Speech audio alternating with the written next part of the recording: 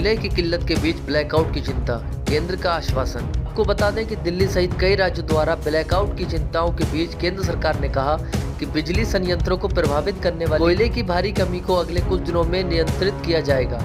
केंद्र ने कहा कि कमी वैश्विक कोयले की कीमतों में बढ़ोतरी के कारण है। देश के कई राज्यों में कोयले की कमी के चलते बिजली संकट गहरा गया है। राज्यों के पास कोयले का बहुत कम स्टॉक बचा है। ऐसे में कोयला आधारित थर्मल पावर प्लांट के लिए आपूर्ति को सुनिश्चित करना बड़ी चुनौती है, जिसके बाद ऊर्जा मंत्रालय हरकत में आया। गुजरात, पंजाब, राजस्थान, दिल्ली और तमिलनाडु सहित कई राज्यों में ब्लैकआउट को लेकर चिंता जताई है।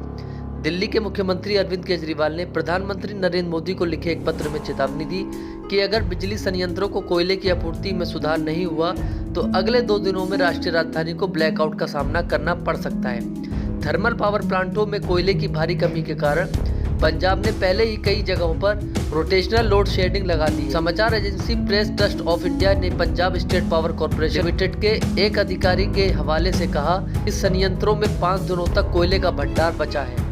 केंद्रीय बिजली मंत्री आर.के. सिंह ने रविवार को कहा, कोयले की कमी को लेकर बेवजह दहशत पैदा की गई है और यह गेल और टाटा के गलत कम्युनिकेशन के कारण है। उन्होंने कहा, देश के पास 4 दिन का रिजर्व है।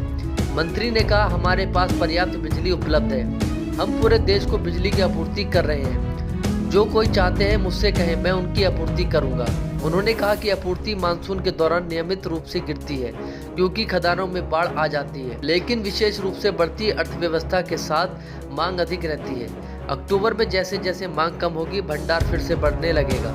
उन्होंने कहा, पहले हमारे पास नवंबर से जून तक 17 दिनों का कोयला स्टॉक हुआ करता था। शनिवार को केंद्रीय कोयला मंत्री प्रहलाद जोशी ने कहा कि कोयले की अंतर्राष्ट्रीय कीमत में बढ़ोतरी और भारी बारिश की वजह से है। इस साल देश में इसकी कमी में दर्ज की जा रही है। समाचार एजेंसी पीटीआई ने जोशी के हवाले से कहा, अगर आप पिछले कई सालों से तुलना करें तो सितंबर और खासकर अक्टूबर में कोयले का उत्पादन और डिस्पैच सबसे ज्यादा रहा है। अगले 3 से 4 दिनों में चीजें ठीक हो जाएंगी। यही छत्तीसगढ़ ने कहा है कि वह यह सुनिश्चित करने का प्रयास कर रहा है कि राज्य में आपूर्ति की कमी न हो।